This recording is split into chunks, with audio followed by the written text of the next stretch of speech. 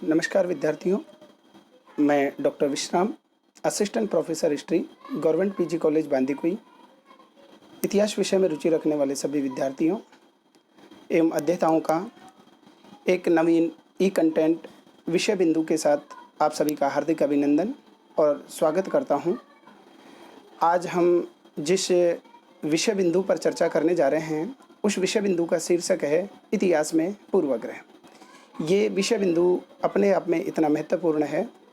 अगर हमें इतिहास विषय की दर्शन या इसकी आत्मा को समझना है, इतिहास की पाठ्यपुस्तकों में जो कुछ भी लिखा गया है, अगर उसके बारे में हमें जानकारी प्राप्त करनी है और समग्रता के साथ उसका एक अध्ययन करना है या अपनी किसी भी तथ्य, घटना या ऐतिहासिक व्यक्तित्व के बारे में अपनी दृष्टि विकसित करनी है, तो हमें सबसे पहले इतिहास में पूर्वाग्रह की अवधारणा को समझना होगा। जब तक हम इतिहास में पूर्वाग्रह की अवधारणा को नहीं समझेंगे, तब तक मेरा मानना है कि हम ना तो इतिहास की विषय वस्तु के साथ न्याय कर पाएंगे, ना ही हमारे दैनिक जीवन में किसी भी तथ्य या घटना या ऐतिहासिक व्यक्तित्व के बारे में जो कुछ भी कहा जा रहा है या लिखा जा रहा है या विभिन्न स्वार्थों से या अलग अलग विचारधाराओं के वशीभूत होकर के जो उसका विश्लेषण किया जाता है, उसका भी हम सही तरीके से हृदयंगम नहीं कर पाएंगे। तो आज के ई कंटेंट का जो मेरा ये विषय है, इतिहास में पूर्वाग्रह, इस लेक्चर के माध्यम से मेरा ये प्रयास रहेगा कि मैं इतिहास में पूर्वाग्रह के साथ साथ वास्तव में दैनिक जीवन में या हमारे रोज़मर्रा के जीवन में जब भी हम किसी व्यक्तित्व का विश्लेषण करते हैं या आप सामान्यतः देखते हैं रोज़मर्रा की दिनचर्या में या हमारे आसपास जो कुछ भी घटित हो रहा है, कई बार आपने देखा होगा कि अक्सर किसी एक विशेष ऐतिहासिक पुरुष की एक समय विशेष में एक अलग प्रकार की छवि निर्मित की जाती है और उसी एक कालखंड के बीत जाने के बाद उसकी एक अलग प्रकार की छवि निर्मित होती है। वो ऐतिहासिक व्यक्तित्व के बारे में सत्यता क्या है, इस सत्यता से हमारा परिचय न कराया जा कर के विभिन्न स्वार्थों से प्रेरित होकर के कभी उस ऐतिहासिक व्यक्तित्व को हीरो, नायक के तौर पर घोषित कर दिया जाता है और कई बार जो विवरण देने वाला व्यक्ति है या मैं जिसे कहूँ इतिहासकार या विवेचनाकार है, उसी व्यक्ति की एक खलनायक के रूप में छवि निर्मित कर देता है। कई बार हमें ऐसा लगता है सबसे बड़ा संकट पैदा होता है विद्यार्थियों के समक्ष। तो विद्यार्थियों को ये तय नहीं कर पाते कि वास्तव में जिस ऐतिहासिक व्यक्तित्व के बारे में हमने प्रारंभिक कक्षाओं में पढ़ा, जब हम उच्चतर कक्षाओं में जाते हैं या समय के साथ हम जैसे जैसे आगे बढ़ते जाते हैं, तो एक ही ऐतिहासिक व्यक्तित्व के बारे में हमें अलग अलग छवियाँ निर्मित दिखाई देती हैं। कभी कुछ किसी पुस्तक के अंतर्गत या उससे संबंधित किसी एक शोध पेपर की बात करूं तो उसके अंतर्गत हम देखते हैं कि व्यक्ति वही होता है, लेकिन उस व्यक्ति के बारे में अलग अलग छवियां निर्मित कर दी जाती हैं। कभी उस व्यक्ति को राष्ट्रीय अस्मिता के साथ जोड़ दिया जाता है, तो कभी राष्ट्र के साथ एक बगावत करने वाले के रूप में उसका छवि चित्रण कर दिया जाता है। लेकिन वास्तव में उस ऐतिहासिक व्यक्ति का जो निष्पक्ष मूल्यांकन होना चाहिए वो नहीं हो पाता। तो मेरा कहने का तात्पर्य ये है कि हम पाठ्य पुस्तकों में बहुत कुछ पढ़ते हैं। हम तरह तरह के ऐतिहासिक नायक हैं या प्राचीन काल के या मध्यकाल के या समसामयिक भारत के या विश्व इतिहास के बहुत से नायकों के बारे में या ऐतिहासिक व्यक्तित्व या महापुरुषों के बारे में विभिन्न रचनाकारों के माध्यम से जो पुस्तकें लिखी गई हैं उसके माध्यम से हम विवेचना करते हैं। लेकिन समस्या और संकट तब पैदा होता है और विशेष तौर पर विद्यार्थियों के लिए, क्योंकि विद्यार्थियों की उतनी समझ विकसित नहीं होती। जब उन्हें मैं कहूँ कि प्रारंभिक कक्षाओं में या 10th की क्लास तक उनको उसी ऐतिहासिक व्यक्तित्व के बारे में जब पढ़ाया जाता है तो एक सीमित दायरे में पढ़ाया जाता है और उनके दिल, दिमाग और मस्तिष्क के ऊपर एक ऐसी छवि पेश कर दी जाती है कि जिससे निकलना मुश्किल होता है। लेकिन जैसे ही जब ये विद्यार्थी उच्चतर कक्षाओं में जाता है या विश्वविद्यालयी कक्षाओं में प्रवेश लेता है, तो उसी ऐतिहासिक व्यक्तित्व को जिसको एक नायक मान करके बैठा हुआ था या एक हीरो की छवि उसके दिमाग में चित्रित थी, वो जब उच्चतर कक्षाओं में जाता है या मैं कहूँ कि विश्वविद्यालय स्तर की शिक्षा प्राप्त करता है, तो जब उसके पहुँच में बहुत सारी पाठ्य पुस्तकें होती हैं या उस ऐतिहासिक व्यक्तित्व के अध्ययन करने से संबंधित सामग्रियों तक उसकी पहुँच होती है, तो हम देखते हैं कि उस ऐतिहासिक व्यक्तित्व किसी पुस्तक विशेष में उसे एक नायक के तौर पर चित्रण किया गया है और दूसरी पुस्तक के अंतर्गत उसकी बहुत सारी बुराइयों का उद्घाटन किया जाता है। लेकिन वास्तव में जो सत्यतापूर्ण उसका मूल्यांकन होना चाहिए वो बहुत कम हो पाता है और ये जो सारा एक ही व्यक्ति के चरित्र का अलग-अलग आयामों से या अलग-अलग मंतव्यों से या अलग-अलग स्वार्थों से प्रेरित होकर के जो चित्रण किया जाता है, इसे ही हम कहते हैं कि कहीं न कहीं उस व्यक्ति के बारे में कुछ न कुछ तो पूर्वाग्रह रहा होगा। तो हम पूर्वाग्रह को न केवल इतिहास विषय को समझने के लिए अपितु हम देखते हैं कि भारत की राजनीतिक प्रणालियों में जैसे ही लोकतांत्रिक पद्धति के तहत सरकार चुनी जाती है और चुनाव प्रचार आते हैं, तो आपने देखा होगा कि आपके आसपास के किसी राजनीतिक नेतृत्व को या पूर्ववर्ती सरकार को या आगामी सरकार अपनी एक खास विचारधारा लेकर के चलती है, एक विशेष विचारधारा के तहत लोगों के सामने अपनी पहुंच बनाती है और इस विचारधारा के आधार पर ही लोगों से वो वोट की उम्मीद करती है ताकि जनमत के सहारे वह सत्ता पर अपना कब्जा कर सके। चूँकि लोकतंत्र में अलग-अलग पार्टियाँ अलग-अलग विचारधाराओं को लेकर के चलती हैं और जैसा कि हम जानते हैं कि लोकतंत्र में और चुनाव प्रचार के समय अलग-अलग ऐतिहासिक व्यक्तियों की या सत्ताधारी जो पूर्ववर्ती पार्टियाँ हैं या सत्ता में जो आना चाहती हैं या जो आगामी वर्षों में सत्ता में आएँगी, तो एक ही ऐतिहासिक व्यक्तित्व या अमुक प्रधानमंत्री ने ये कार्य किया या अमुक प्रधानमंत्री का ये कार्य नकारात्मक रहा, ये राष्ट्र के अनुकूल नहीं रहा या भारत की विदेश नीति को उस समय के प्रधानमंत्री ने ठीक तरह से कार्यान्वित नहीं किया। वास्तविकता में जब इसका मूल्यांकन किया जाता है, क्योंकि ये विचारधाराओं की लड़ाई हो जाती है और जो वास्तविक परिस्थितियाँ या समय विशेष की परिस्थितियों के अनुसार जो उस सरकार ने कदम उठाए हैं, उनसे हमारा परिचय नहीं करवाया जाता। तो मेरा कहने का तात्पर्य ये है कि कहीं न कहीं किसी भी घटना हो या तथ्य हो या ऐतिहासिक व्यक्तित्व या महापुरुष के बारे में जो भी चित्रण किया जाता है या आपके समक्ष जो भी सामग्री पहुँचाई जाती है, उसमें पूर्वाग्रह का पुट होता है। तो आज का हमारा ये लेक्चरर है पूरी तरह से पूर्वाग्रह की अवधारणा को समझने पर केंद्रित है और इतिहास में पूर्वाग्रह किस कदर हावी है और इस पूर्वाग्रह ने ऐतिहासिक तथ्य घटना या ऐतिहासिक व्यक्तित्व की छवि को निर्मित करने में या विकृत करने में कितना बड़ा योगदान दिया है या मैं कहूँ कि एक तरह से नकारात्मक भूमिका अदा की है, इसी का हम विश्लेषण करने का प्रयास करेंगे। साथ ही ये समझने का प्रयास करेंगे कि इस पूर्वाग्रह के कारण क्या है, पूर्वाग्रह का आशय क्या है, या हम इस पूर्वाग्रह से अगर इसका कोई समाधान है कि इतिहास को किस रूप में पढ़ाया जाए या किसी तथ्य या घटना का विश्लेषण किस प्रकार से किया जाए। चूँकि मैं अकादमिक क्षेत्र से जुड़ा हुआ हूँ, मैं एक शिक्षक हूँ, तो मेरा ये पुनीत कर्तव्य है कि मैं आपके सामने किसी विशेष विचारधारा से न बंध कर एक निष्पक्ष मूल्यांकन आपको मैं प्रस्तुत कर सकूँ, जिससे मैं विद्यार्थियों के साथ साथ एक शिक्षा के साथ एक अच्छे शिक्षक का कर्तव्य को भी मैं भली भांति निभा सकूं। यही मेरा प्रयास है इस विषय वस्तु को आपके समक्ष प्रस्तुत करने में। तो आज का हम अपना लेक्चर प्रारंभ करते हैं। मेरी आप सभी से अपेक्षा है कि आप मेरे द्वारा कहे गए एक एक शब्द को अगर ध्यानपूर्वक या तल्लीनता या पूरे मन मस्तिष्क को एकाग्रचित होकर के सुनने का प्रयास करेंगे, तो मुझे ये आशा ही नहीं अपितु पूर्ण विश्वास है कि मैं पूर्वाग्रह से संबंधित अवधारणा को आपको अच्छी तरह से समझा पाने का मैं सफल हो पाऊंगा और आपको एक दृष्टि प्रदान करने का भी प्रयास करूंगा कि किसी भी तथ्य या घटना है या ऐतिहासिक व्यक्तित्व के बारे में कभी अच्छा कहा जा रहा है, कभी बुरा कहा जा रहा है, तो आपको वो एक रास्ता मिलेगा इस व्याख्यान को सुनने के बाद में कि हमें क्या करना चाहिए या हम किस तरह से तथ्यों को, घटनाओं को या किसी ऐतिहासिक व्यक्तित्व है या किसी समय विशेष के राजा महाराजा या किसी समय विशेष की राजनेताओं ने या सत्ताधीशों ने किस प्रकार की नीति अपनाई, क्या वो नीति न्याय संगत थी और अगर वो नीति न्याय संगत नहीं थी तो क्या किया जाना चाहिए और उस समय विशेष के उस सत्ता के समर्थक लोगों ने किस तरह से उसकी अतिशयोक्तिपूर्ण छवि निर्मित करने का कार्य किया। तो मैं इसी के साथ आज के अपने इस शीर्षक को ध्यान में रखते हुए अपनी बात को आगे बढ़ाता हूँ। आज का हमारा शीर्षक है इतिहास में पूर्वाग्रह। इतिहास में पूर्वाग्रह है वो सर्वव्यापी है। इतिहास में पूर्वाग्रह सर्वव्यापी है और अगर कोई ये कहता है कि इतिहास की पाठ्य पुस्तकों में चाहे वो किसी भी सर्वोत्कृष्ट कोटि के किसी भी लेखक, विद्वान या रचनाकार के द्वारा लिखी गई हो, अगर वो ये दावा करता है कि मेरी पाठ्य पुस्तक में इतिहास के तथ्यों का निष्पक्षतापूर्वक विश्लेषण किया गया है, तो मैं आपकी जानकारी के लिए बता दूं कि इतिहास में निष्पक्षता की कल्पना करना एक तरह से सबसे बड़ी भ्रांति है।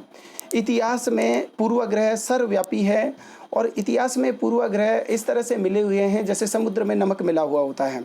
हम इसे अपने पाठ्य पुस्तकों से ना अलग कर पाए हैं और ना अलग कर पाएंगे, क्योंकि इसके पीछे विभिन्न प्रकार के मंतव्य, विभिन्न प्रकार की विचारधाराएं, विभिन्न प्रकार के दृष्टिकोण या विभिन्न प्रकार के स्वार्थपूर्ण निर्वचन है वो काम करते हैं। तो इतिहास में पूर्वाग्रह है वो सर्वव्यापी है, और जैसा कि मैंने कहा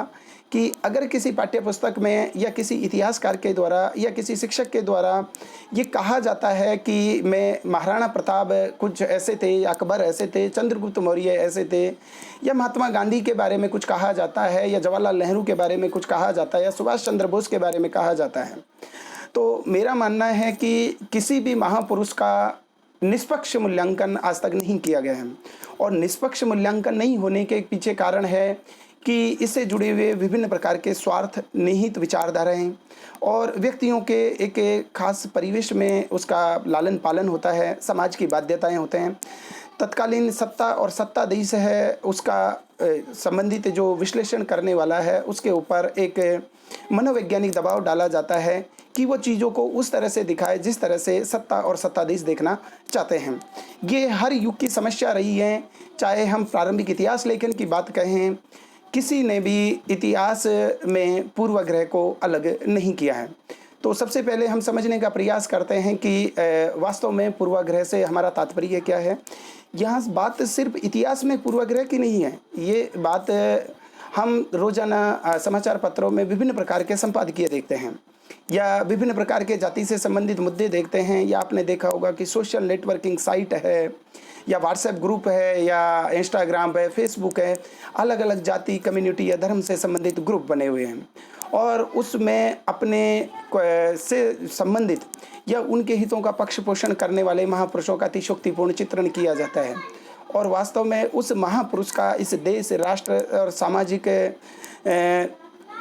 सामाजिक समरसता के लिए जो योगदान था उसको कहीं ना कहीं भुला दिया जाता है, और हम अपने अपने दृष्टिकोण से और अपने अपने पक्ष को मजबूती देने के लिए उसका मूल्यांकन करते हैं और उसी प्रकार की छवि निर्मित करने का प्रयास करते हैं। तो मेरा मानना है कि अगर हम इस प्रकार से किसी महापुरुष का अगर हमने उसको विभाजित कर लिया, अगर हमने उसको स्पेशलाइजेशन दे दिया और उसने जाति, कम्युनिटी या रिलीजन या देश और राष्ट्र की सीमाओं में बांध दिया, तो हम उस महापुरुष के जो भी उसके योगदान थे या जिसके कारण से उसे महापुरुष कहा जा रहा है उसके साथ हम अन्याय कर रहे हैं। और जबकि हमारा प्रयास है इन पूर्वाग्रह से मुक्त होकर के उस महापुरुष का यथार्थ विश्लेषण होना चाहिए, तथ्यों की अनदेखी न करके उसका निष्पक्ष मूल्यांकन करने का हमारा प्रयास होना चाहिए। तो हम ये देखने का प्रयास करते हैं कि अब हम जिस चीज़ को समझने का प्रयास करेंगे कि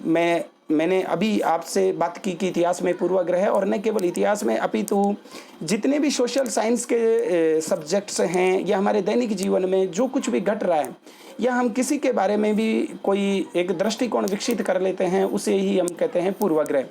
तो पूर्वाग्रह का तात्पर्य हमारा किस चीज़ से है? पूर्वाग्रह को अगर हम शब्दों में परिभाषित करें तो इसका तात्पर्य है कि किसी तथ्य, घटना या व्यक्ति के बारे में बिना किसी परीक्षण के एक सोच, एक नज़रिया, एक दृष्टिकोण विकसित करना। और पूर्वाग्रह अपने आप में प्रकृति में नकारात्मक होता है। पूर्वाग्रह से सकारात्मकता की अपेक्षा नहीं की जा सकती। जब कई बार आपने देखा होगा कि मैंने किसी अपने मित्र से कहा कि जो ये सामने वाला जो व्यक्ति है या मोहन है जो आ रहा है वो बहुत अच्छे चरित्र का व्यक्ति नहीं है, और मेरा मित्र है वो केवल मेरी बातों के आधार पर ही उस व्यक्ति के बारे में अपने मन मस्तिष्क में एक छवि निर्मित कर लेता है कि मेरे मित्र ने मोहन के बारे में जो कुछ भी कहा वो सही नहीं है, वो सही है और मोहन एक अच्छा इंसान नहीं है। जबकि मेरे मित्र ने कभी मोहन से नहीं मिला, हो सकता है कि मोहन से मेरे स्वार्थ पूरे नहीं हो रहे हों और जिसके कारण से मैंने मोहन के बारे में पूर्वाग्रह बना लिया कि अगर मोहन मेरे स्वार्थों की पूर्ति करता, अगर मोहन मेरे विचारों के अनुकूल चलता, हो सकता है कि मोहन मेरे से उच्च चरित्र वाला हो, मोहन के अपने स्वतंत्र विचार हो, मोहन गलत को गलत कहने की हिम्मत रखता हो, जबकि मैं गलत को भी उसे सही कहने के लिए बाध्य कर रहा हूँ। इस कारण से मोहन मुझे बुरा लग रहा है। लेकिन चूंकि मैंने अपने मित्र को ये फीड किया है कि मोहन एक अच्छे चरित्र का व्यक्ति नहीं है, ये विश्वास पात्र नहीं है, तो मेरे मित्र ने मोहन के बारे में पहले से ही पूर्वाग्रह एक निश्चित कर लिया अपने मनोमस्तिष्क में। और वो मोहन को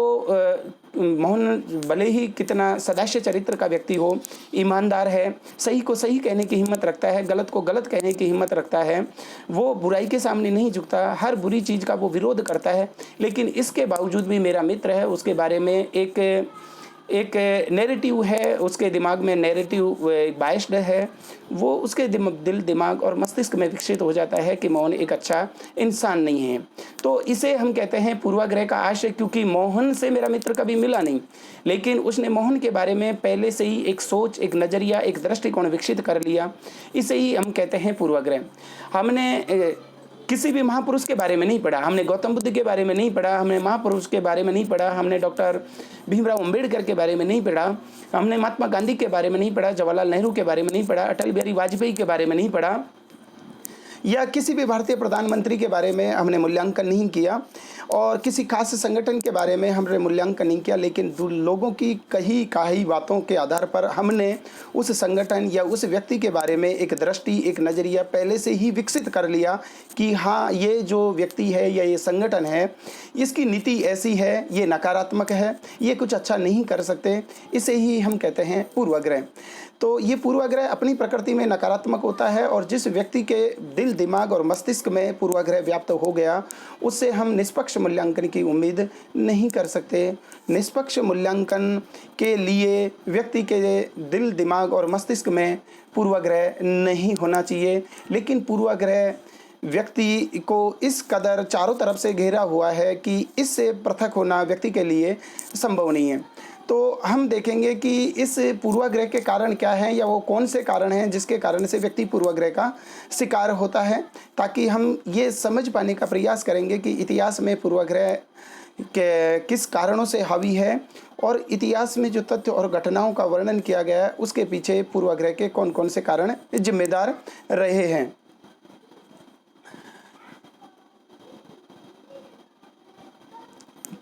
पूर्वाग्रह के अगर मैं कारणों की बात करूं तो हम देखते हैं कि प्रत्येक व्यक्ति होता है वो अपने समाज की उपज होती है। प्रत्येक व्यक्ति एक विशेष परिवेश में पला बढ़ा होता है, और विशेष परिवेश के अनुसार ही उस व्यक्ति का लालन पालन होता है, और बचपन से वो अपने आसपास के परिवेश में जो कुछ देखता है, जिन चीज़ों को महसूस करता है, या उसके बड़े बुजुर्ग या उसके आसपास की परिधि में रहने वाले जो लोग उसको जो छोटी छोटी बातें अपने हिसाब से व्याख्यायित करके बताते हैं, वो उन्हीं को सत्य मान बैठता है। चूँकि जैसे कि आप स्क्रीन पे देख पा रहे हैं, पूर्वाग्रह के मैंने यहाँ पर 7 कारणों का उल्लेख किया है। बहुत सारे कारण हो सकते हैं, लेकिन ये 7 एक सर्वव्यापी कारण हैं जिसके कारण से व्यक्ति के दिल दिमाग और मस्तिष्क में या इतिहास में पूर्वाग्रह ने इतनी मजबूती से अपने पैठ बनाई है। इसके पहले कारण की मैं व्याख्या कर रहा हूँ, इतिहास और इतिहासकार अपने समाज की उपज होता है। इसका तात्पर्य यह है कि प्रत्येक व्यक्ति एक विशेष परिवेश में पला बढ़ा होता है, क्योंकि व्यक्ति एक सामाजिक प्राणी है जैसा कि कहा जाता है, और व्यक्ति सामाजिक प्राणी है तो व्यक्ति समाज की चिंता करके या समाज की अपेक्षाओं के अनुसार, समाज की आकांक्षाओं के अनुसार अपने को ढालने का प्रयास करता है, और उसके कृत्य भी उसी प्रकार के होते हैं। जब किसी समाज में कोई उत्थान की बात होती है या समाज की बुराइयों और कमजोरियों का मूल्यांकन करने की बात होती है, तो जो व्यक्ति जिसमें उसको समाज के सुधार करने का एक जिम्मा दिया जाता है, या समाज के उत्थान या समाज को प्रेरित करने वाले या समाज को बुराइयों से निजात करने के लिए कुछ नए लेखन की बात की जाती है, तो जो व्यक्ति जब अपने समाज के बुराइयों का विश्लेषण करता है या उसको अच्छाई के मार्ग पर ले जाने का प्रयास करता है, चूँकि वो अपने समाज की आकांक्षाओं का और अपनी इच्छाओं का प्रतिनिधित्व करता है। व्यक्ति अपने समाज की आकांक्षाओं और इच्छाओं से पृथक नहीं हो सकता, और अपने समाज को आगे ले जाने वाले, चाहे वो कोई से भी तथ्य हो, चाहे उनको कितना भी तोड़ना मरोड़ना पड़े, या किसी भी घटना को अपने समाज के अनुकूल व्याख्या करने का प्रयास करता है। जबकि तथ्य और घटना या कोई ऐतिहासिक व्यक्तित्व होते हैं, उसकी हो सकता है कि उस प्रकार की सोच नहीं रही हो या तथ्य या घटना उस रूप में नहीं रहे हो जिस प्रकार से संबंधित समाज का सुधार करने वाला व्यक्ति उसकी अपने समाज के हिसाब से व्याख्या करता है। अब चूंकि समाज से व्यक्ति जन्म लेता है और समाज के परिवेश में पला बड़ा होता है और समाज का उसके ऊपर एक बहुत बड़ा ऋण होता है। उस व्यक्ति का उद्देश्य व्यक्ति को जो जन समर्थन मिलता है उसका जनाधार होता है, उसकी रीति नीतियाँ, लोकाचार, उसके जो आचार विचार और संस्कार होते हैं वो समाज की देन होते हैं। तो उस व्यक्ति से ये कल्पना करना कि वो अपने समाज की बुराइयों का यथार्थ चित्रण करेगा या अपने समाज को अप्रिय लगने वाली बातों का वर्णन करेगा, ये हम कल्पना नहीं कर सकते और ना ये व्यवहारिक जीवन में संभव है। तो पूर्वाग्रह का सबसे बड़ा कारण ये होता है कि इतिहास और इतिहासकार अपने समाज की उपज होता है और समाज उससे जिस चीज़ की अपेक्षा करता है या जिस प्रकार के लेखन की वो अपेक्षा करता है उसी प्रकार के लेखन का कार्य उसको करना पड़ता है, या एक प्रकार से कहें कि सामाजिक, मनोवैज्ञानिक, सांस्कृतिक, आर्थिक दबाव उस लेखन करने वाले व्यक्ति पर निर्मित होता है। जब किसी व्यक्ति पर इस प्रकार का दबाव होता है तो उससे हम ये अपेक्षा नहीं कर सकते कि उसने किसी तथ्य, घटना या ऐतिहासिक व्यक्तित्व का निष्पक्ष मूल्यांकन किया होगा। इसलिए उसके लेखन में पूर्वाग्रह की अवधारणा का समावेश होता है और पूर्वाग्रह के वशीभूत होकर के ही चीज़ों की व्याख्या करता है। दूसरा, अगर हम पूर्वाग्रह के कारणों की व्याख्याएं करें तो धार्मिक भावनाएं। समाज में धर्म होता है वो व्यक्ति के सारे चिंतन को, सारी बौद्धिकता को और उसके सोचने, विचारने और दृष्टि विकसित करने के तरीके को एक शक्ल देता है। ये एक फ्रेमवर्क, एक ढांचा प्रदान करता है कि आपको किस आवरण में सोचना है। चूँकि विश्व में या भारत में अनेक प्रकार के धार्मिक संप्रदाय प्रचलित हैं और हर धार्मिक संप्रदाय के अपनी कुछ खास मान्यताएं हैं, कुछ खास प्रकार के लोकाचार हैं, संस्कार होते हैं, पूजा की, आराधना की रीति नीतियाँ अलग होती हैं। और सामान्यतः ये देखा जाता है कि धार्मिक भावनाओं से प्रेरित होकर के अक्सर ये देखा जाता है कि व्यक्ति से अपेक्षा की जाती है कि वह धर्मनिरपेक्ष रूप से चीज़ों का मूल्यांकन करें, यानी धर्म के मामले में निरपेक्ष होकर के मूल्यांकन करें। लेकिन धार्मिक भावनाएं जब उसके दिल, दिमाग और मस्तिष्क पर इतनी प्रबल होती हैं, हावी होती हैं कि उसके लेखन में सांप्रदायिकता का समावेश हो जाता है। फिर उसका हर प्रकार का जो लेखन है अपने धर्म की सर्वश्रेष्ठता सिद्ध करने का प्रयास करता है और उसको वो सत्ता और सत्ताधीश उसके सबसे चहेते विषय होते हैं या उसके चहेते पात्र होते हैं या उसके लिए नायक होते हैं जिन्होंने उसके धर्म के अभिवर्धन के लिए या संवर्धन के लिए कार्य किया हो। अगर उसके धर्म के प्रतिकूल कार्य करने वाला कोई भी सत्ता या सत्ताधीश है, अगर उसने अब उसके धर्म के प्रतिकूल कोई कार्य किया है तो वो उसकी अपने लेखन में नकारात्मक छवि गढ़ने का प्रयास करता है। वो तत्कालिक सामाजिक, आर्थिक, राजनीतिक जो परिस्थितियां हैं उनको देख नहीं पाता और धर्म के वशीभूत होकर के चीज़ों का मूल्यांकन करता है। जैसा कि हम देख पाते हैं कि गुप्त काल को कुछ इतिहासकार हैं वो भारत का स्वर्ण काल कहते हैं और ऐसा कहने वाले हिंदू इतिहासकार हैं। चूँकि जैसा कि मैंने कहा कि व्यक्ति अपने समाज की उपज होता है और समाज की उपज के साथ साथ कुछ धार्मिक भावनाओं, धार्मिक प्रतिबद्धताओं के साथ बंधा हुआ होता है। वैसे ही मुस्लिम इतिहासकार हैं या मुस्लिम धर्म से संबंधित रखने वाले जो लोग हैं वो औरंगजेब के एक अच्छा छवि चित्रण करने का प्रयास करते हैं। तो चीज़ों को ये यथातथ विश्लेषण न करके उसमें धार्मिकता का पुट दिखाई देता है। इसी प्रकार से हम देखें कि यूरोप के इतिहास में ईसाई और इस्लाम के संघर्ष को इस्लामी इतिहासकार अपने ढंग से व्याख्यायित करते हैं और ईसाई मत के इतिहासकार अपने ढंग से चीज़ों को विश्लेषण करने का प्रयास करते हैं और उसी प्रकार का लेखन हमें पढ़ने को मिलता है। तो धार्मिक भावनाएं हैं, व्यक्ति की सोच है उसको विकृत करती है, व्यक्ति के नज़रिए को नकारात्मक दृष्टि प्रदान करती है और कहीं ना कहीं व्यक्ति का जो ये प्रयास होता है, जो लेखन कर रहा है वो धार्मिक भावनाओं से वशीभूत होकर के,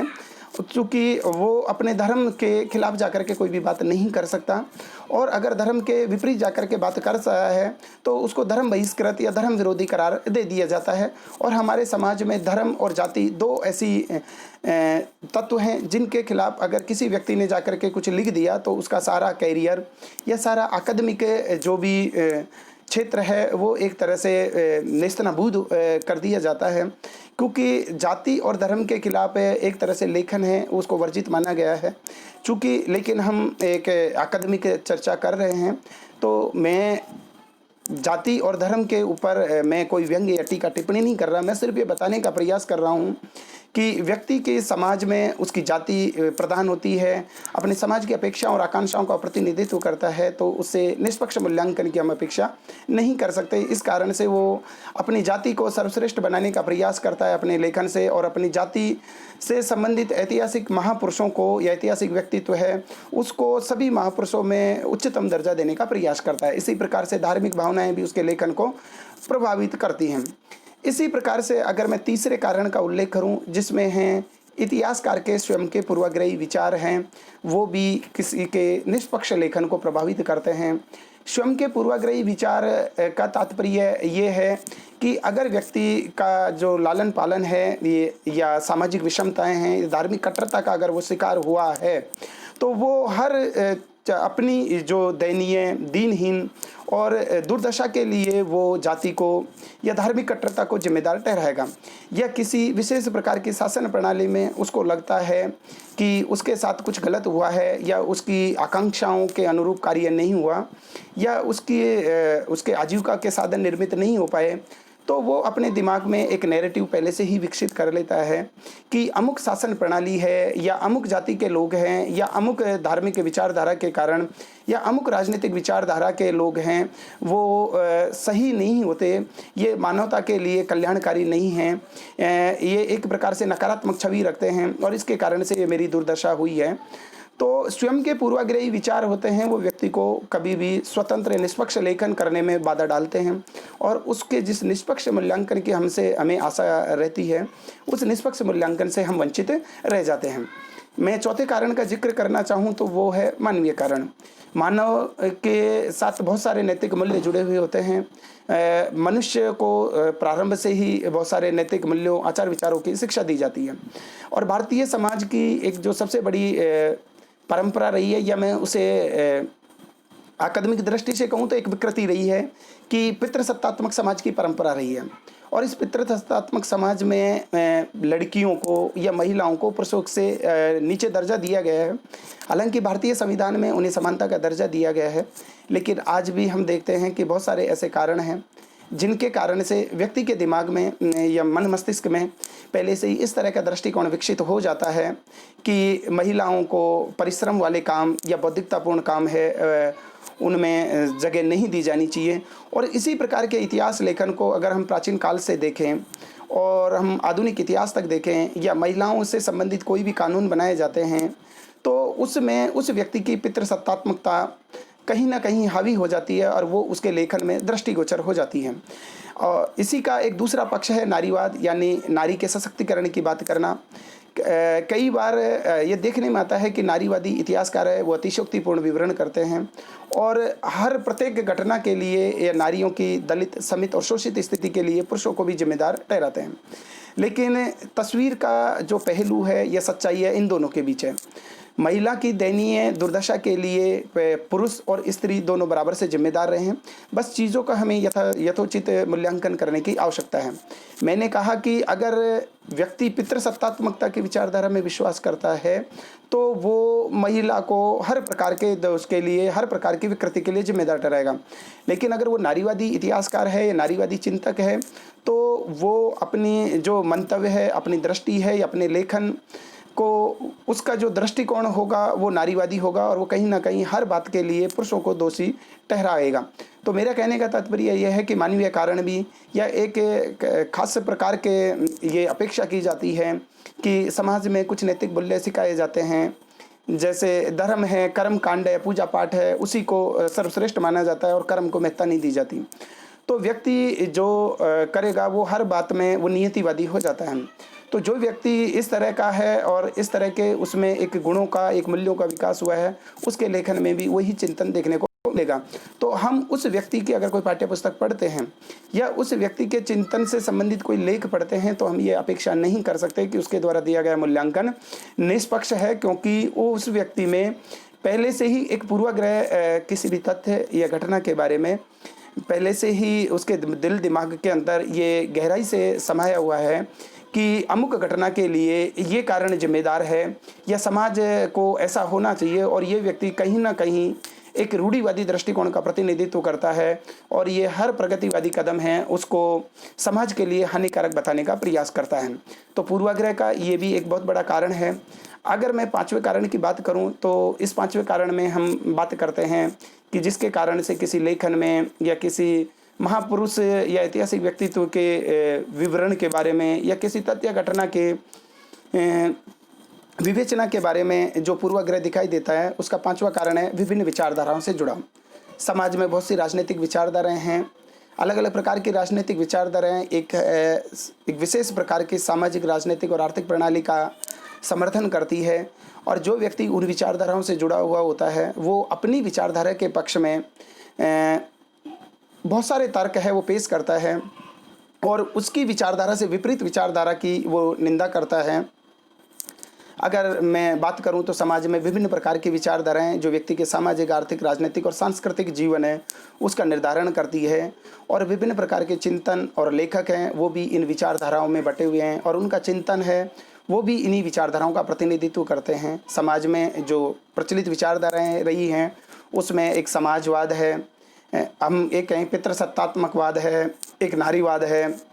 एक संप्रदायवाद है, साम्यवादी की विचारधारा है, लोकतंत्रवादी है, राष्ट्रवादी की विचारधाराएं, पूंजीवाद है या कुलीनवाद है,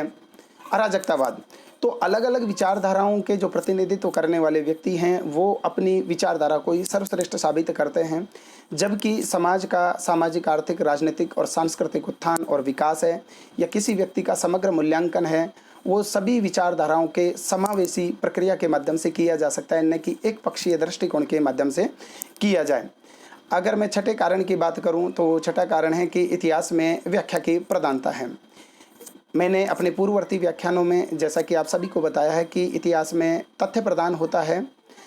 और तथ्य अपने आप में मूक होते हैं लेकिन तथ्यों से सत्यता के काफ़ी करीब होते हैं, लेकिन तथ्य की अपने आप अपने बारे में जिक्र नहीं करते या अपने बारे में वो अपने शब्द स्वयं बयान नहीं करते। उन तथ्यों की व्याख्या विभिन्न प्रकार के चिंतकों के द्वारा, लेखकों के द्वारा, विवेचनाकार के द्वारा या इतिहासकारों के द्वारा की जाती है और उन तथ्यों के आधार पर वो उसकी जितनी समझ है जिस इतिहासकार की या विवेचनाकार की या लेखक की या चिंतन की या दार्शनिक की, वो उन्हीं के आधार पर उन तथ्यों की व्याख्या करते हैं। जैसा कि मैंने कहा कि उसकी तथ्यों की व्याख्या अपने समाज की आकांक्षाओं के अनुरूप होती है, धार्मिक भावनाओं से बंधी हुई होती है, स्वयं के पूर्वाग्रही विचारों से आरूढ़ होती है, कुछ मानवीय कारण और कुछ नैतिक मूल्य है जिनको वो एक तरह से उसके रूढ़िवादी विचार है उसका प्रतिनिधित्व करती है और साथ ही एक विशेष प्रकार की विचारधारा में बंद करके एक विशेष प्रकार की विचारधारा की सीमा में आबद्ध होकर के वो अपने चिंतन और मनन है उसको आगे बढ़ाने का प्रयास करता है और उसी प्रकार की उस तथ्य, घटना या ऐतिहासिक व्यक्तित्व के बारे में उसकी व्याख्या होती है। इतिहास में अगर देखा जाए तो आज जो सबसे बड़ा इतिहास में पूर्वाग्रह जो दिखाई देता है उसका सातवां सबसे बड़ा जो कारण है वो है राष्ट्रीय बोध। हम अक्सर देखा जाता है कि राष्ट्रीय बोध या राष्ट्रवाद या राष्ट्रभक्ति सर्वोपरि है, राष्ट्र प्रेम से इतर हम किसी भी अन्य चीज़ से प्रेम करना वो बेईमानी है। राष्ट्र प्रेम या राष्ट्रवाद आज के समय की सर्वोच्च आवश्यकता है और इसी आकांक्षा से प्रेरित होकर के जब लेखन कार्य किया जाता है तो उसमें सभी प्रकार के मानवीय मूल्य, मानवीय अस्मिता, व्यक्तिवाद या व्यक्तिगत आकांक्षाएं, मानववाद है, धर्मनिरपेक्षता या अपन कहें समावेशी विकास की प्रक्रिया को तिरोहित कर दिया जाता है, उसे विस्मृत कर दिया जाता है और व्यक्ति के जीवन को सिर्फ राष्ट्र के लिए समर्पित होकर के सोचा जाता है। राष्ट्रीय आकांक्षाओं के अनुरूप आज का इतिहास लेखन किया जाता है और जो भी चिंतन किया जाता है वो राष्ट्रीय आकांक्षाओं से बंधा हुआ होता है। विश्व में जितने भी चाहे अमेरिकन इतिहासकार हो या ब्रिटिश इतिहासकार हो या भारतीय इतिहासकार हो या आज हम विभिन्न प्रकार की राजनीतिक शासन प्रणालियों में देखते हैं कि अगर लोकतांत्रिक शासन प्रणाली है जिसने राष्ट्रीय अस्मिता की बात की है, यह राष्ट्रीय प्रेम को आगे बढ़ाने की बात की है, आज उसका सत्ता पर कब्जा है या वो उसको लोगों के द्वारा एक विशेष प्रकार का समर्थन दिया जाता है। और चूंकि ये बात सही भी है, अगर हम एक पक्षीय दृष्टिकोण से होकर के सोचें कि राष्ट्र प्रेम में कोई नकारात्मक चीज़ नहीं है, ये सकारात्मक है। जिस भूमि में हम जन्म लेते हैं उसके प्रति तादात्म्य या आत्मीय भावना का स्थापित होना नितांत आवश्यक है। लेकिन ये राष्ट्रीय बोध है या चरम राष्ट्रवाद ही था जिसके कारण से दुनिया ने 2 विश्व युद्धों की विभीषिकाएँ झेली हैं। लेकिन इसके बावजूद भी आज भी पूरी दुनिया में उसी लेखन को या उसी चिंतन को, या अपन देखें तरह-तरह के न्यूज़ चैनल्स हैं, टीवी एंकर्स हैं या सोशल नेटवर्किंग साइट है। अगर हमने गलती से कभी राष्ट्र के खिलाफ जाकर के या विश्व बंधुत्व की कभी अगर बात की, तो एक बहुत बड़ा हंगामा या कोलाहल मच जाता है और हमें राष्ट्रविद्रोही करार दे दिया जाता है। लेकिन चूँकि राष्ट्रीय प्रेम चीज़ों का यथातथ विश्लेषण करना भी हो सकता है। मैं अपनी कर्तव्य भावना का समुचित तरीके से पालन कर रहा हूँ। मुझे समाज ने या राष्ट्र ने या संबंधित सरकार ने मुझे जो भी कर्तव्य सौंपे हैं, मैं उनका निष्ठापूर्वक पालन कर रहा हूँ। अगर मैं एक शिक्षक हूँ, अगर मैं अपनी नियमित कक्षाएँ ले रहा हूँ, मैं अपने विद्यार्थियों को जो सही है उसका मूल्यांकन दे पा रहा हूँ, तो मेरे लिए यही सबसे बड़ा राष्ट्र प्रेम है। लेकिन आज इस राष्ट्रीय निष्ठा को एक सीमित दायरे में रख कर के देखा जाता है और राष्ट्र प्रेम और राष्ट्रवाद को बढ़ावा देने वाला साहित्य है वो प्रचुर मात्रा में उपलब्ध है और प्रत्येक देश अपने आप को सर्वश्रेष्ठ साबित करने का प्रयास करता है और उसी आधार पर इतिहास का लेखन है, इतिहास का चिंतन है या किसी भी तथ्य घटना या ऐतिहासिक व्यक्तित्व है, अगर उसने राष्ट्र को आगे बढ़ाने वाले कोई प्रयास किए हैं या सामाजिक सांस्कृतिक उत्थान के लिए कोई कार्य किए हैं, जिसने भारत की विश्व में छवि निर्मित की हो या विश्व के किसी भी देश को विश्वव्यापी दर्जा दिलाया, तो उसके लेखन को या उसके चिंतन को सर्वाधिक मान्यता दी जाती है। तो मेरा कहने का तात्पर्य यह है कि जैसा कि हमने देखे कि इतिहास में पूर्वाग्रह के जो, जैसा कि आप स्क्रीन पे देख पा रहे हैं, ये 7 कारण हैं जिनको मैंने आपको समझाने का प्रयास किया है। चूँकि व्यक्ति अपने समाज से पृथक नहीं हो सकता, उसकी धार्मिक भावनाएं भी उसके चिंतन को, लेखन को प्रभावित करती है। स्वयं के पालन पोषण से और जन्म से लेकर के बड़े होने तक के उसके कुछ अपने विचार हैं, कुछ मूल्य हैं वो उसके अंदर विकसित हो जाते हैं और कुछ मूल्यों को वो एक तरह से अपने साथ बांधे रखता है। वो उसका साये की तरह उसका पीछा करते रहते हैं, उसका पीछा नहीं छोड़ते और उसी के आधार पर वो अपने चिंतन, अपना मनन और अपनी दृष्टि विकसित करता है। साथ ही व्यक्ति अलग अलग प्रकार की विचारधाराओं से उसका जुड़ाव होता है और चूँकि इतिहासकार होते हैं, अपने हिसाब से अपने निहित स्वार्थों से प्रेरित होकर के कुछ मंतव्य, कुछ दृष्टि लेकर के सत्ता और सत्ताधीश के अनुकूल इतिहास में तथ्यों की व्याख्या करता है या किसी महापुरुष की या ऐतिहासिक व्यक्तित्व है उसकी छवि को गढ़ने का प्रयास करता है और अंत में राष्ट्रीय बोध या राष्ट्रवाद से संबंधित साहित्य है उसको बढ़ावा देने का हमेशा प्रयास किया जाता है। तो ये इतिहास में पूर्वाग्रह के कारण हैं और न केवल इतिहास के लेखन में पूर्वाग्रह इन कारणों के कारण व्याप्त होता है, अपितु मैं कहूँगा कि आज के जनसामान्य में जिस भी समाचार पत्र के हम स्तंभ या संपादकीय लेख पढ़ते हैं या विभिन्न प्रकार की राजनीतिक पार्टियां अपने पक्ष में जनता को वोट देने के लिए अपील करती हैं और किसी भी पूर्ववर्ती सरकार को या आगामी सरकार को या किसी महापुरुष की एक विशेष प्रकार की छवि निर्मित करने का प्रयास करती है, उसके पीछे एक पक्षीय विश्लेषण और मूल्यांकन होता है। चूँकि मैं विद्यार्थियों और हम बौद्धिक वर्ग हैं, मैं ये अपेक्षा करूँगा कि आपका नज़रिया कुछ भी हो सकता है, आपका दृष्टिकोण कुछ भी हो सकता है, लेकिन आप इस देश के साथ, इस राष्ट्र के साथ, इस सामाजिक समरसता के साथ और इस विश्व बंधुत्व की भावना के साथ गौतम बुद्ध, महावीर स्वामी, गांधी और के देश के साथ या आप तभी न्याय कर पाएंगे जब आप चीज़ों को निष्पक्ष तरीके से देखने का प्रयास करेंगे और निष्पक्ष प्रयास आप तभी कर सकते हैं जब आप पूर्वाग्रह की अवधारणा से मुक्त होने का प्रयास करेंगे। अब हम अगली स्लाइड में अगर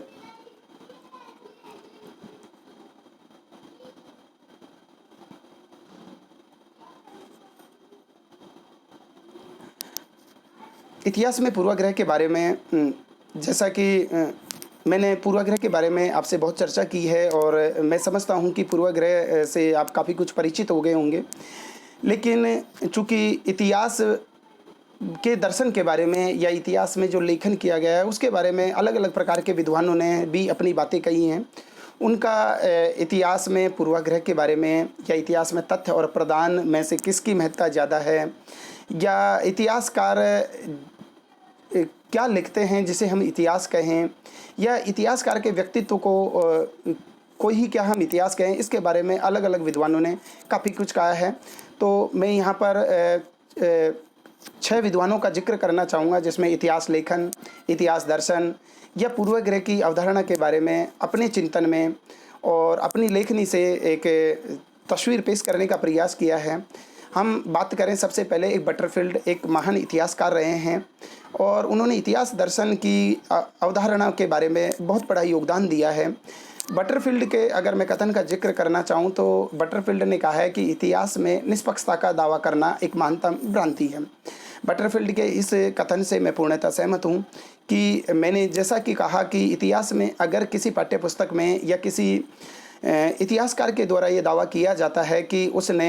किसी तथ्य या घटना के बारे में अंतिम विश्लेषण कर दिया है या उसने जो बातें कही हैं वो पूरी तरह से निष्पक्ष है, तो वो एक तरह से असंभव सा लगता है, क्योंकि ये एक तरह से पाठकों को या श्रोताओं को या विद्यार्थियों को एक भ्रम में डालने वाली स्थिति है या खुद के तथ्यों के साथ एक छलावा है, धोखा है। तो बटरफील्ड के कथन से हम पूर्णतः सहमत हैं कि इतिहास में निष्पक्षता का दावा करना अपने आप में एक बहुत बड़ी भ्रांति है, भ्रम में डालने वाली बात है। दूसरे इतिहासकार हैं जीपी गूच, जिन्होंने इतिहास दर्शन में या इतिहास की अवधारणा को या इतिहास लेखन के बारे में काफ़ी कुछ लेखन कार्य किया है। उसकी एक स्टेटमेंट को मैं आपके समक्ष पेश करना चाहूँगा। जीपी गूच साहब कहते हैं कि रक्त मांस युक्त लेखक का व्यक्तित्व मुद्रित पृष्ठों में अभिव्यक्त होता है। कि रक्त और मांस से बना हुआ लेखक, जैसा कि व्यक्ति का निर्माण होता है, व्यक्ति के जो शरीर में रक्त और मांस होता है उसका अनुपम मिश्रण होता है, लेकिन जो लेखन कर रहा है, जो चिंतन किया है या आप तक जिसके संपादक के माध्यम से जो सामग्री पहुंच रही है, उसकी वो किस प्रकार के व्यक्तित्व का या किस विचारधारा का है, जो प्रिंटेड पृष्ठ है उसके माध्यम से हम उसके बारे में अच्छे प्रकार से जानकारी प्राप्त कर सकते हैं। इसी प्रकार की बात प्रोफेसर आर्च साट कहते हैं कि इतिहास लेखन इतिहासकार के पूर्वाग्रही विचार का परिणाम होता है। इतिहास लेखन इतिहासकार के पूर्वाग्रही विचार का परिणाम होता है। मैंने इसके बारे में आपको विस्तार से जिक्र किया है कि हम जो इतिहास पढ़ रहे हैं वो इतिहासकार की किसी तथ्य, घटना या ऐतिहासिक व्यक्तित्व को देखने का एक नज़रिया, एक दृष्टि होती है और उसी के अनुकूल वो उन चीज़ों का विवरण या विश्लेषण करता है। इसी श्रृंखला में मैं एक चौथे इतिहास दर्शन के लेखक हैं GR एल्टन साहब, उनका जिक्र करना चाहूँगा। वो कहते हैं कि इतिहास मात्र घटना नहीं, अपितु इतिहासकार जिसे लिखते हैं उसी को इतिहास कहते हैं। पूरी जो गड़बड़ हुई होती है वो आप देखिए इसी कथन को लेकर के है। GR एल्टन साहब है वो वास्तविक बात को हमारे समक्ष पेश कर रहे हैं। मैं एक बार फिर से उनके कथन को उद्धरण करना चाहूँगा कि इतिहास मात्र घटना नहीं, अपितु इतिहासकार जिसे लिखते हैं उसी को इतिहास कहते हैं। इतिहास में घटना का ही वर्णन नहीं होता, अपितु इतिहासकार जो उस घटना का वर्णन कर रहा है या किसी काल विशेष के बारे में वो विवरण दे रहा है या किसी ऐतिहासिक व्यक्तित्व के बारे में वो जानकारी दे रहा है, वो ही एक प्रकार से इतिहास हो जाता है, जबकि वो एक प्रकार से उसका पूर्वाग्रही इतिहास होता है। सर CP स्कॉट की बात करना चाहेंगे हम। CP स्कॉट साहब कहते हैं कि इतिहास तथ्य प्रदान नहीं बल्कि व्याख्या प्रदान होता है। मैंने इसके बारे में इतिहास की जानकारी के स्रोत भाग फर्स्ट, भाग द्वितीय, भाग थर्ड और भाग फोर्थ के अंतर काफ़ी कुछ इस पर वार्ता की है, आपसे चीज़ों को समझाने का प्रयास किया है कि इतिहास तथ्य प्रदान नहीं बल्कि व्याख्या प्रदान होता है, ऐसा सर CP स्कॉट साहब मानते हैं। और इतिहास दर्शन नामक पुस्तक के लेखक EH कार साहब कहते हैं कि तथ्य स्वयं नहीं बोलते बल्कि इतिहासकार उसे बुलवाता है। जैसा कि मैंने कहा कि तथ्य मूक होते हैं, तथ्य सत्यता के करीब होते हैं, लेकिन उसे शब्द और उसे वाणी और उसे अभिव्यक्ति प्रदान करने का कार्य इतिहासकार करता है। ये इतिहासकार ही होता है जो इतिहास को अपने हिसाब से रंग रूप देने का प्रयास करता है। लेकिन चूँकि विद्यार्थी और अकादमिक क्षेत्र के अध्येताओं के साथ सबसे बड़ी समस्या ये होती है कि अगर हम चीज़ों का निष्पक्ष मूल्यांकन करें तो हमारे दिल, दिमाग और मस्तिष्क के अंदर हमारे जो लालन पालन पोषण से सामाजिक, आर्थिक, राजनीतिक, सांस्कृतिक विषमताएं और बाध्यताओं के कारण से जो पूर्वाग्रह अविस्थापित हो गया है, हम उससे किस प्रकार से निजात पाएँ। तो हम इसी की बात करते हैं कि इतिहास में पूर्वाग्रह की अवधारणा से हम किस प्रकार से निजात पाएँ। अगर हम अपने दैनिक जीवन में भी पूर्वाग्रह की अवधारणा से अगर हम निजात पा लेंगे तो हम एक अच्छे चिंतक हो सकते हैं, एक अच्छे लेखक बन सकते हैं और एक इस देश और राष्ट्र को हमारा शैक्षणिक और अकादमिक जगत में एक बहुत बड़ा अप्रतिम योगदान हो सकता है। तो हम अपेक्षा करेंगे कि इतिहास में पूर्वाग्रह की समस्या का समाधान क्या है। इतिहास में पूर्वाग्रह की समस्या के समाधान की अगर मैं बात करूं, तो जैसा कि आप स्क्रीन पे देख पा रहे हैं कि समस्या का समाधान क्या है। समस्या का समाधान है निष्पक्षता की अपेक्षा, कि प्रत्येक व्यक्ति से निष्पक्षता की अपेक्षा की जाए। लेकिन निष्पक्षता की अपेक्षा करना अपने आप में बड़ा दुष्कर कार्य है, क्योंकि निष्पक्षता ये एक प्रकार से उसी प्रकार की अपेक्षा है कि किसी व्यक्ति ने जन्म से संचित करके उसके प्रथम वर्ष से लेकर के 50 साल तक उसने जो कुछ भी पूर्वाग्रह से संचित विचार अर्जित किए हैं, और फिर जैसे ही 50वें साल में वो लेखन कार्य करने बैठता है, चीज़ों को एक निष्पक्ष तरीके से मूल्यांकन करने के लिए का वो प्रयास करता है, तब उससे कहा जाता है कि आप चीज़ों को निष्पक्ष तरीके से मूल्यांकित करें। तो ये एक प्रकार का, आप अगर अपने स्वयं के ऊपर हम इन चीज़ों को रख करके देखें तो बहुत ही दुष्कर कार्य प्रतीत होता है। लेकिन चूँकि पूर्वाग्रह की अवधारणा ने हमारी सोच को, हमारे चिंतन को विकृत किया है, इसलिए हम अपेक्षा ये करेंगे कि हमारे लेखन में, हमारे चिंतन में निष्पक्षता हो। तो निष्पक्षता के लिए काफ़ी कुछ किया जा सकता है, लेकिन जो बेसिक चीज़ है, आधारभूत, वो कौन सी बातें हैं जिसके आधार पर किसी व्यक्ति से निष्पक्ष लेखन की उम्मीद की जा सकती है या निष्पक्षता के मूल्यों का समावेश किया जा सकता है। तो मैं, जैसा कि आप स्क्रीन पे देख पा रहे हैं, मैंने यहाँ पर 4 ऐसे बिंदुओं का जिक्र किया है। अगर जिनको हम आत्मसात कर लें, अगर जिनका हम एक अभ्यास करें और उसी इन 4 बिंदुओं के आधार पर अगर हम अपने चिंतन लेखन करें या हम चीज़ों को समझने का प्रयास करें, तो हम चीज़ों को निष्पक्ष तरीके से मूल्यांकन कर सकते हैं। मैं प्रथम बिंदु की चर्चा करना चाहूँगा कि निष्पक्षता के लिए क्या किया जाए। निष्पक्षता के लिए जो सबसे पहला जो कार्य हमें करना होगा, कि मैं अपने प्रथम बिंदु को वाचन करके आपके समक्ष प्रस्तुत कर रहा हूँ। प्रथम बिंदु है कि इतिहासकार का कार्य न्याय देना नहीं है, वह अतीत की घटनाओं का निष्पक्ष निर्णय देने वाला व्यक्ति होता है। यानी इतिहासकार को समस्या किसी भी चीज़ को देखने में या किसी भी तथ्य या घटना के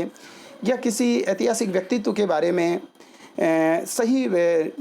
तार्किक विश्लेषण करने में या निष्पक्ष विश्लेषण करने में हमारे समक्ष समस्या तब उत्पन्न होती है जब हम किसी तथ्य या घटना के आधार पर स्वयं न्यायाधीश बनने का प्रयास करते हैं, यानी अंतिम फैसला देने का प्रयास करते हैं, अंतिम टिप्पणी देने का प्रयास करते हैं। जबकि इतिहासकार का कार्य या चिंतक का कार्य या लेखक का कार्य न्याय देना नहीं है। विशेष तौर पर इतिहासकार का कार्य तो न्यायाधीश बनना बिल्कुल भी नहीं है। वो किसी भी चीज़ के बारे में न्याय नहीं दे सकता। उसका एक कार्य है कि अतीत की घटनाओं का एक निष्पक्ष तरीके से वो करके मूल्यांकन करे। तो सबसे पहले तो हमें अपने न्यायाधीश बनने की प्रवृत्ति को छोड़ना होगा। जो तथ्य जैसा है उसको उसी प्रकार से, उसी प्रकार की परिस्थितियों में मूल्यांकित करके देखने का प्रयास करना होगा। तो हमें जिस चीज़ की सबसे पहली आवश्यकता है वो है कि हमें जज बनने से बचना होगा। बी अवॉइड टू बी जज एनी फैक्ट, यानी हमें किसी भी चीज़ को जज न्यायाधीश बनने से बचना होगा। ये पहली अपेक्षा है निष्पक्ष मूल्यांकन की। दूसरे बिंदु का अगर मैं चर्चा करना चाहूँ तो दूसरा बिंदु है कि तथ्य को स्वयं बोलने का अवसर दिया जाना चाहिए। उसे व्याख्या में गलत बोलने के लिए विवश नहीं किया जाना चाहिए। इस बिंदु लाइन को एक बार मैं फिर से दोहराऊंगा कि तथ्यों को स्वयं बोलने का अवसर दिया जाना चाहिए, उसको व्याख्या में गलत बोलने का अवसर नहीं दिया जाना चाहिए। कहने का तात्पर्य यह है कि तथ्य जो जैसा है, प्रयास ये करना चाहिए कि जो तथ्य जिस बात को कहना चाहता है वही बात को हम उल्लेखित करें या उसी बात की हम व्याख्या करें। हम अपनी विचारधाराओं के आधार पर, अपने सामाजिक, धार्मिक, आर्थिक, राजनीतिक और सांस्कृतिक बंधनों के आधार पर चीज़ों को देखने से बचें। मैंने कहा कि हमें उसको अतिरेकपूर्ण व्याख्या देने का प्रयास नहीं करना चाहिए। तीसरी बात है निष्पक्षता तथा निर्व्यक्तिकता की ज़रूरत है। हमें अपने व्यक्तिगत पूर्वाग्रह, व्यक्तिगत दृष्टिकोण, व्यक्तिगत विवेक, आत्मनिष्ठता की भावना से किसी भी चीज़ को देखते समय उसे परहेज करना होगा और हमें चीज़ों को यथातथ विश्लेषण करने का प्रयास करना है। चौथा जिस बिंदु की बात है वो है वस्तुनिष्ठता का समावेश। तो पूर्वाग्रह से के विचार को दूर करने के लिए और लेखन में निष्पक्षता का समावेश करने के लिए अति आवश्यक है कि हम एक ऑब्जेक्टिविटी को पैटर्न को अपनाएं। जो चीज़ जिस रूप में उसको उसी रूप में दिखाने का प्रयास करें। तो मैं समझता हूँ कि अगर हम इन 4 चीज़ों का अगर हम अपने आत्मसात करें, अगर हम इन 4 चीज़ों को अपनाने का प्रयास करें और अपने लेखन करते समय इन 4 का अभ्यास करें। इन 4 चीज़ें हैं कि स्वयं को न्यायाधीश बनने से रोकना होगा, तथ्यों को भी बोलने का अवसर दिया जाना चाहिए, अतिरेकपूर्ण व्याख्या नहीं की जाए और निर्व्यक्तिकता यानी आत्मनिष्ठता की अवधारणा से हमें बचना होगा और चीज़ों को वस्तुनिष्ठ दृष्टि से देखने का प्रयास किया जाना चाहिए। तो ये वो कारण हैं जिसके आधार पर हम ये कह सकते हैं कि हमारे लेखन, हमारे चिंतन और हमारे इतिहास से संबंधित जो भी घटनाओं के विश्लेषण हैं उसमें पूर्वाग्रह की अवधारणा से हम मुक्त हो पाएंगे। लेकिन जैसे मैंने कहा कि पूर्वाग्रह की अवधारणा से मुक्त होना इतना दुष्कर कार्य है लेकिन असंभव नहीं है। अगर हम प्रयास करें, अगर हम चीज़ों को अगर हम समावेशी प्रक्रिया के रूप में देखें कि जाति, धर्म, सामाजिक, सांस्कृतिक, आर्थिक, राजनीतिक बाध्यताओं से मुक्त होकर के देखने का प्रयास करेंगे तो हम चीज़ों का निष्पक्ष तरीके से मूल्यांकन है वो कर पाएंगे, चीज़ों को उसी ढंग से देखने की देख सकेंगे। इसी प्रकार के हमें प्रयास करना चाहिए, इसी प्रकार की हमें कोशिश करनी चाहिए। तो मैं समझता हूँ कि आपकी इतिहास में पूर्वाग्रह या सामान्य जीवन में पूर्वाग्रह से चीज़ों का विकृतीकरण किस प्रकार से होता है और इसके लिए कौन कौन से निस्वार्थ स्वार्थी तत्व है वो काम करते हैं, इनकी आपकी भली भांति समझ है वो विकसित हो गई होगी। और आपको इनकी समझ को विकसित करने के लिए मेरे पूर्ववर्ती जो व्याख्यान मैंने इतिहास की जानकारी के स्रोत या इतिहास में वस्तुनिष्ठता और आत्मनिष्ठता पर मेरा ई कंटेंट जो व्याख्यान प्रसारित किया गया है, मैं अपेक्षा करूंगा कि आप उसको भी इसी ई कंटेंट के साथ देखने, सुनने का और हृदयंगम करने का प्रयास करें। अगर आप मेरे द्वारा पूर्ववर्ती व्याख्यान में दिए गए इतिहास की उपयोगिता, इतिहास में वस्तुनिष्ठता, आत्मनिष्ठता, तथ्य और इतिहासकार, इतिहास की जानकारी के स्रोत भाग 1, 2, 3, 4 और इतिहास में पूर्वाग्रह को अगर समग्रता से देखेंगे, अगर इनको बारीकी से आप सुनने का प्रयास करेंगे और एकाग्रचित होकर के आप इन्हें समझने का प्रयास करेंगे तो मैं समझता हूँ कि मैंने विषय वस्तु के साथ और आप सभी के साथ एक न्याय करता हुआ प्रतीत होऊंगा। आप सभी से ये अपेक्षा है कि आप अपने लेखन और अपने चिंतन में हमेशा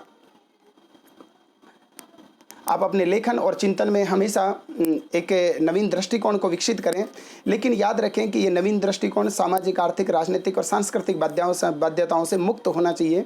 आपकी दृष्टि एक बौद्धिक व्यक्ति की होनी चाहिए और बौद्धिक व्यक्ति से ये अपेक्षा की जाती है कि वह समाज को एक नवीन दृष्टि प्रदान करे, समाज को स्वतंत्र रूप से चिंतन करने के लिए प्रेरित करें